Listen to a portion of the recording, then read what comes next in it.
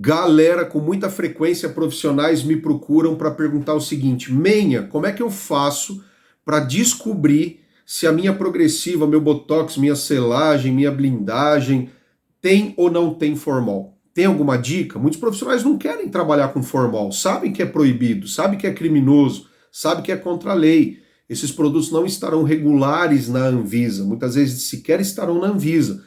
E também, quando esses produtos estão na Anvisa e tem formol, o formol foi adicionado numa fábrica clandestina, ou seja, tudo errado, tudo errado.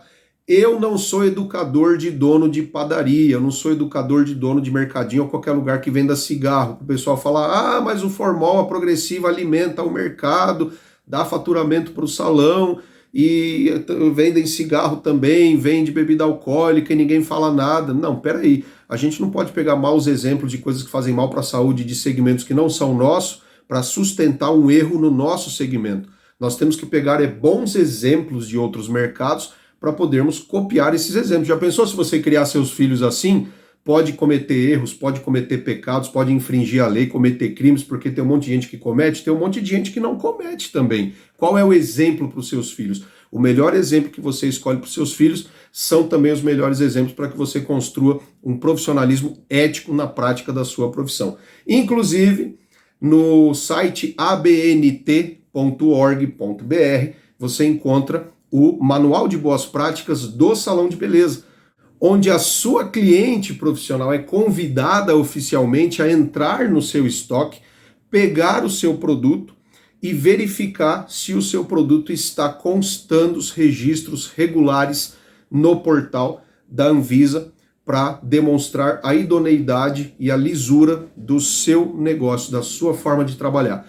Então não aceite trabalhar com produtos que não estejam aprovados, permitidos e recomendados pela Anvisa e pelo Ministério da Saúde de estarem no comércio. Porque esse negócio de ganhar dinheiro com coisa errada, eu poderia citar uma lista de situações que deixariam alguns aqui constrangidos ou até ofendidos, de exemplos de mercados alimentados através de vias escusas e duvidosas.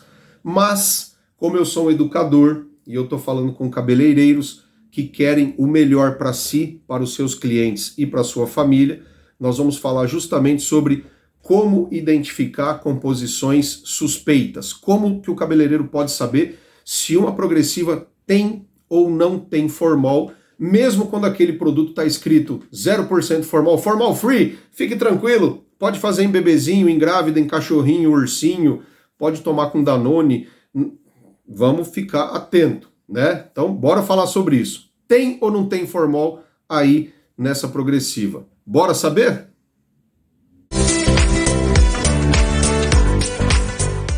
Se você, profissional cabeleireiro, tem o sonho de se tornar um especialista técnico em alisamentos, não perca a grande oportunidade de participar do nosso curso online de alisamento científico. Entender tudo sobre os ativos que existem no mercado, como funciona o processo de método e técnica de cada um deles, como promover alisamento, solturas de cacho, como trabalhar com cabelos crespos, desde o planejamento e diagnóstico para alisamento até o processo de finalização e tratamento.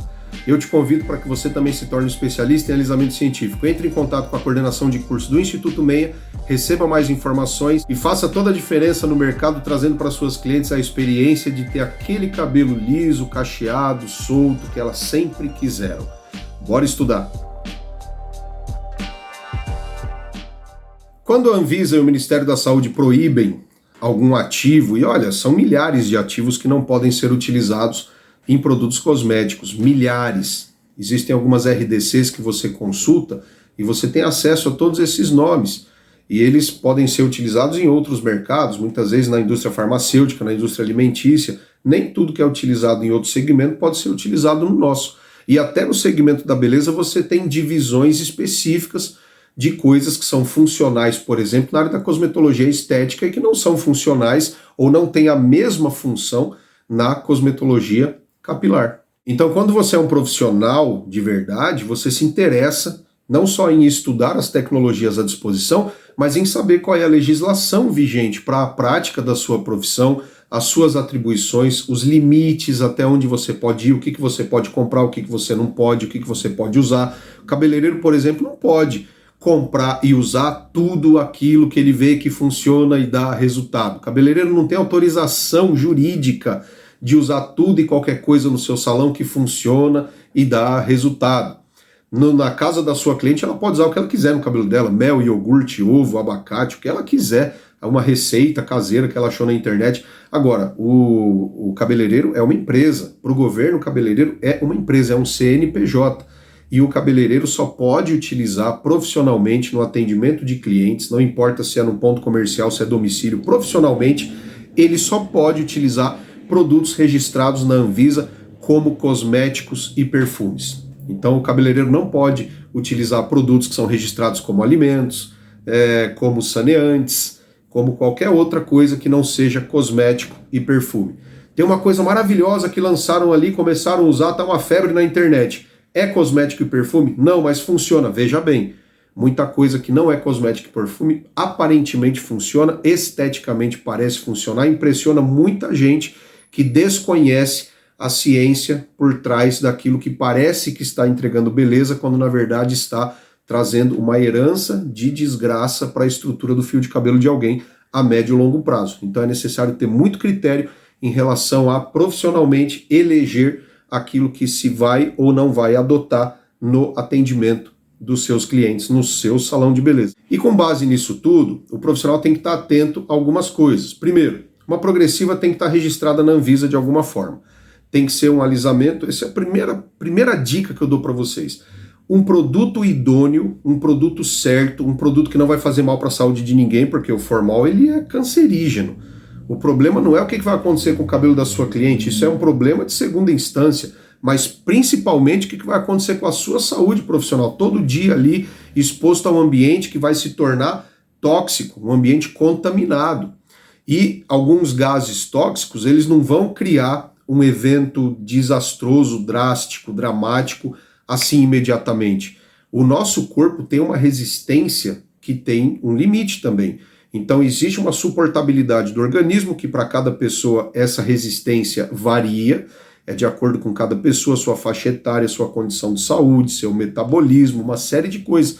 Só que a gente não pode querer ficar sempre trabalhando na beira do abismo para ver até quando eu consigo ficar ali sem cair, porque uma hora cai.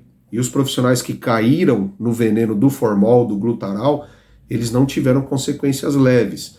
Muito complicado, muito triste até lembrar de alguns casos. Então, primeira coisa, o produto está com o seu registro vigente na Anvisa, esse produto está autorizado pela Anvisa e pelo Ministério da Saúde para estar no mercado.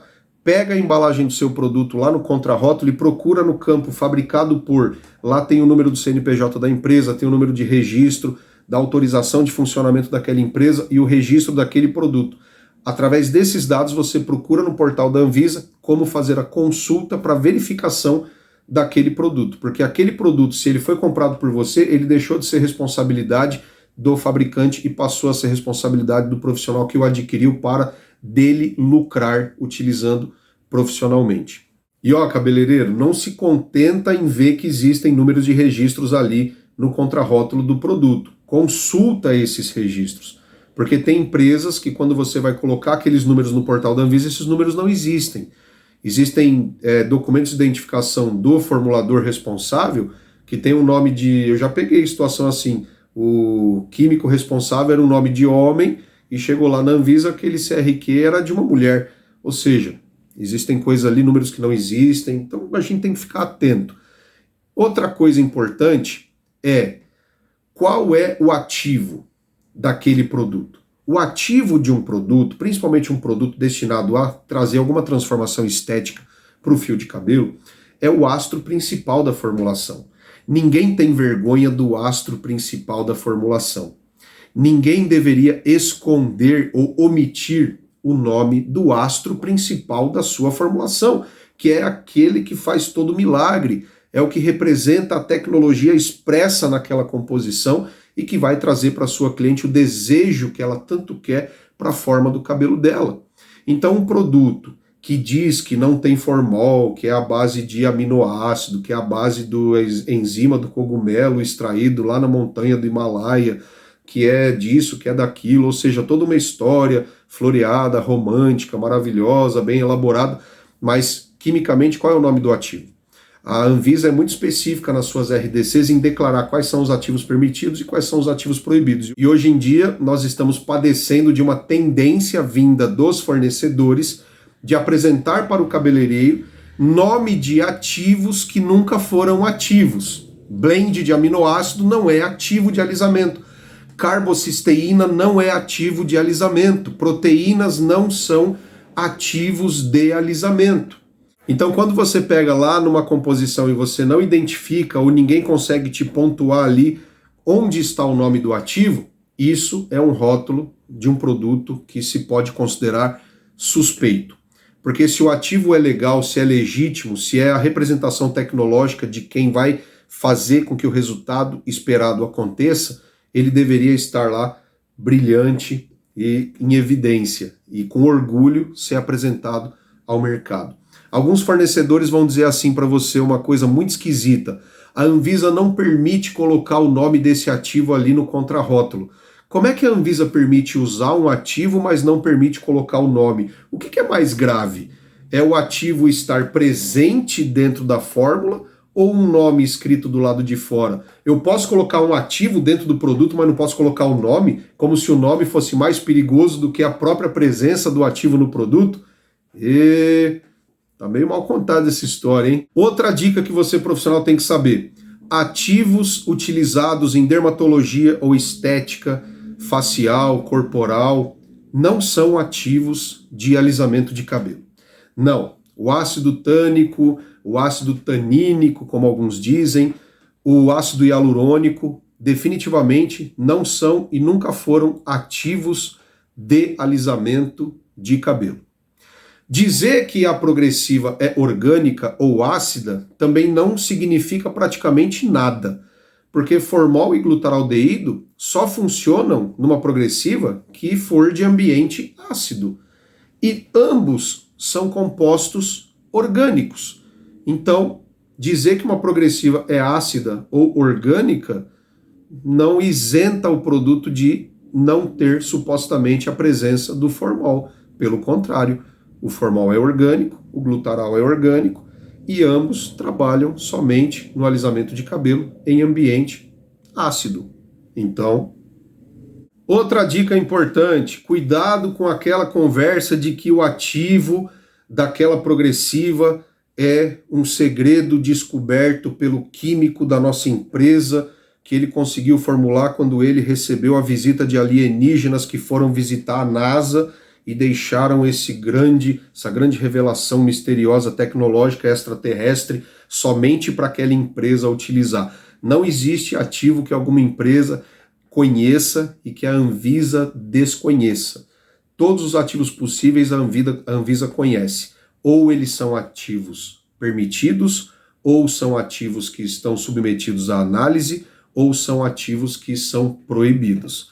O problema é que o profissional cabeleireiro não tem acesso a tantos desses nomes assim. É por isso que é importante a gente entrar na nossa última dica. Quimicamente, você tem ali num cosmético a presença de vários ingredientes, não é mesmo?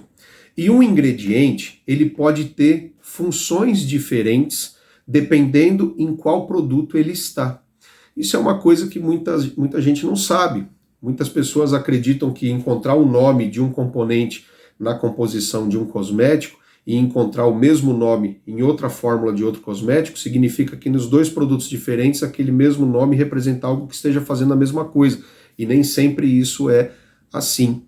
É importante sabermos também que a função de um ingrediente depende muito da concentração em que aquele ingrediente foi colocado naquela fórmula. Então existem duas restrições que a Anvisa e o Ministério da Saúde se ocupam para garantir a saúde humana, a saúde pública que não pode ser comprometida por produtos cosméticos. Você tem que saber quais ingredientes podem ser colocados no cosmético e qual concentração, em qual quantidade aquele ingrediente pode estar presente e ser adicionado a uma fórmula de um cosmético que será utilizado no fio de cabelo de alguém. Então não existe só uma permissão do ingrediente. Pode usar esse ingrediente, em que quantidade? Qualquer quantidade, pode usar, está liberado. Não. Todo ingrediente liberado, ele só é permitido ser utilizado se estiver restrito a uma determinada concentração. A sua concentração permitida determina a sua atividade na fórmula daquele cosmético. Então existem alguns tipos de conservantes, existem alguns tipos de solventes, de retentores de umidade, que só funcionam com essas funções que eu citei e outras, se estiverem no cosmético nas concentrações permitidas.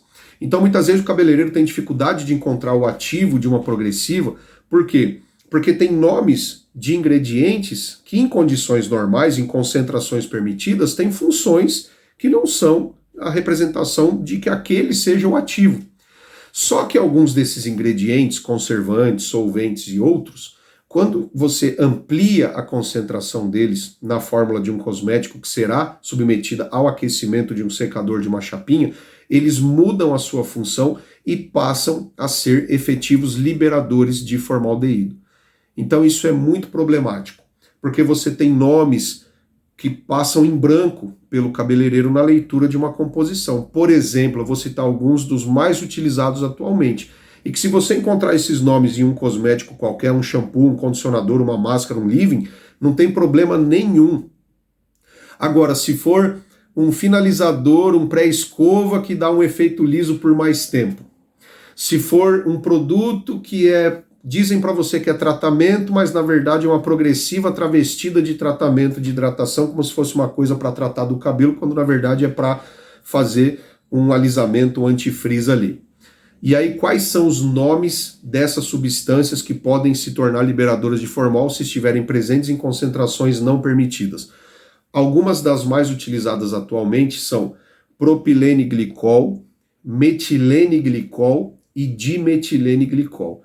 Então, fique atento, existem outras substâncias como quartênio 5, BFV, mertaldeído, existem vários nomes que não remetem nem foneticamente a se conectar a uma lembrança de formol ou glutaral, porque são outras palavras que não parecem com formol, não parecem com glutaral. Por exemplo, ácido fórmico. Ácido fórmico lembra formol, né? Mas, por exemplo, propilene-glicol, a propilene-glicol é um solvente, é um retentor hídrico, ele faz uma coisa ali legal, tudo bem, é o que eu disse, se estiver presente num shampoo, num condicionador, numa máscara, num leave-in, não tem problema nenhum. Agora, se é um produto que promete um liso extra, um antifrizz, isso já é suspeito, porque se não tem a declaração de um ativo permitido pela Anvisa ali, e existe a presença desses nomes que em outra situação, em outra circunstância, em outro produto, seria meramente um solvente, um conservante, só que você tem um produto com potencial de alisamento que não declara um ativo que a Anvisa permita que seja um ativo, e você tem o nome dessas outras substâncias, tudo naquela fórmula vira suspeito, porque você não sabe quais daqueles ativos ou qual daqueles ingredientes foram colocados naquela fórmula em concentrações indevidas, proibidas, para não funcionarem como deveriam, mas passarem a funcionar como liberadores de formol. E você tem alguns outros problemas que muitas vezes são até equívocos por parte dos próprios formuladores. Não quero ensinar nenhum formulador a fazer coisa errada.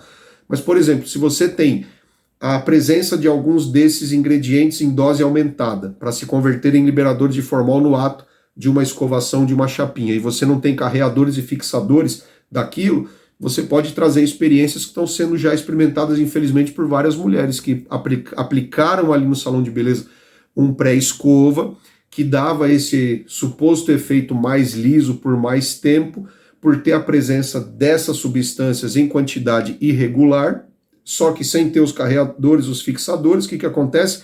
O formol é uma substância extremamente volátil, instável, então em algumas partes do cabelo aquilo consegue se impregnar e em outras partes não.